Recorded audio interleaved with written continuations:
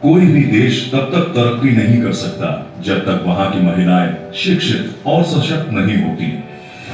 लेकिन क्या आप जानते हैं, हमारे प्रदेश में हर मिनट 4 बाल विवाह मतलब प्रतिदिन 5,760, और अगर एक साल की बात करें तो लगभग 23 लाख बालक और बालिकाएं बाल विवाह जैसी कुप्रथा का शिकार हो जाते हैं।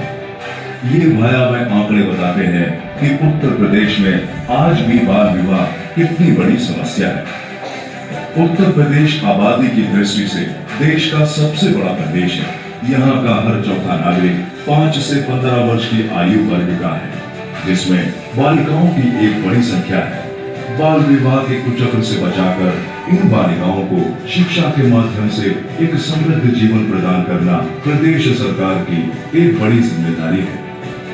मीना मंच कार्यक्रम इसी दिशा में उठाया गया एक अभिनव कदम है, जिसके अंतर्गत प्रदेश के हर परिषदीय विद्यालय में संचालित मीना मंच के बच्चे, अभिभावकों, शिक्षकों और क्षेत्र के अन्य प्रभावशाली व्यक्तियों के साथ मिलकर इस कुप्रथा को समाप्त करने की पुरजोर कोशिश में लगे हैं। ये कोशिशें रंग भी ला रही हैं। हमारा नाम नीलम है। मैं जब 6 में पढ़ती थी तो हमारी शादी तय हुई थी। अब 7 में आ गई हूँ। सर लोग ने जब पढ़ने के साथ में नहीं जाती थी, सर ने पूछा कि क्यों नहीं पढ़ने आती नीलम, तो हमने कहा कि हमारी शादी तय हो गई थी दिल्ली में। सर लोग ने समझाया कि 18 साल के पहले शादी नहीं करना चाहिए, उन्होंने कहा 18 साल के बाद शादी करना, और उन्होंने शादी कैंसिल कर दी कि 18 साल के बाद शादी करेंगे। और हमारा मन था कि हम पढ़े लिखे और आगे टीचर में।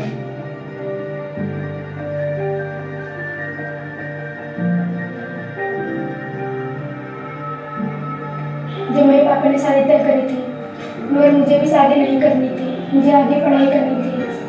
तो फिर मैंने मम्मी से बात की कि मम्मी मुझे आगे पढ़ाई करनी है, अपने पैरों पर खड़ा होना है। तो मम्मी ने कहा कि बेटा मेरी बात तो सुनते नहीं, तो मैं कुछ कर नहीं सकती। तो मैंने अपने फ्रेंड से बोला कि मैं भी शादी नहीं करना चाहती, आगे पढ़ाई करना चाहती हूँ। तो उन्होंने मीना से बोला, तो उन्होंने मैम से बोला, तो मैं हमारे घर पे आई, बात करी पापा से, अभी शादी उसकी मत कराओ, अभी शादी करने के लायक नहीं है। ये सब इसी की वजह से मेरी शादी रुक गई। फिर मैं आगे की पढ़ाई करने अपनी मौसी के घर लखनऊ चली गई।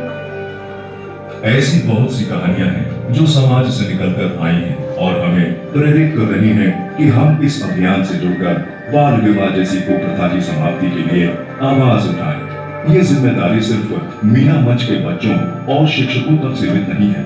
अगर आपके आसपास भी बाल विवाह जैसी कुप्रथा घट रही हो तो आगे आकर एक जिम्मेदार नागरिक की तरह उसे रोकने में हमारी मदद करें।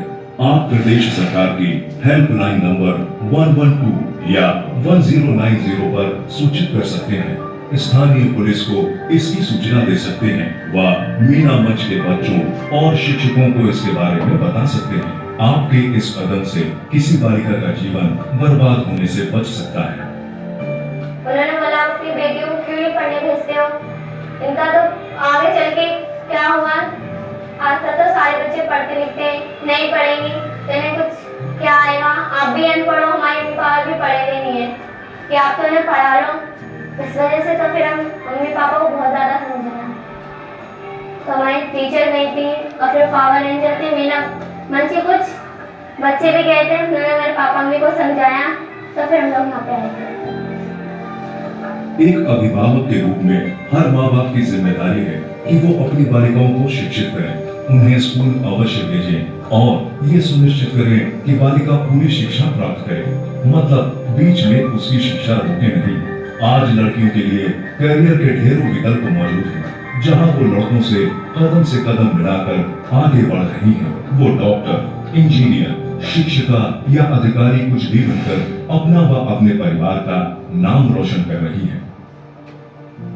इसी बात को अभिभावकों तक पहुंचाने और समुदाय की विद्यालय में भागीदारी सुनिश्चित करने के लिए विद्यालय प्रबंध समिति की प्रत्येक माह के प्रथम बुधवार को बैठक की जाती है। बच्चों की विद्यालय में उपस्थिति को बढ़ाने के लिए अभिभावकों के साथ चर्चा करने हेतु प्रत्येक त्रैमास के द्वितीय सोमवार को अभिभावक बैठक का भी आयोजन किया जाता है। सरकार ये बात जानती है कि शिक्षा ही एक ऐसा माध्यम है जिससे बाल विवाह जैसी कुप्रथा को समाप्त किया जा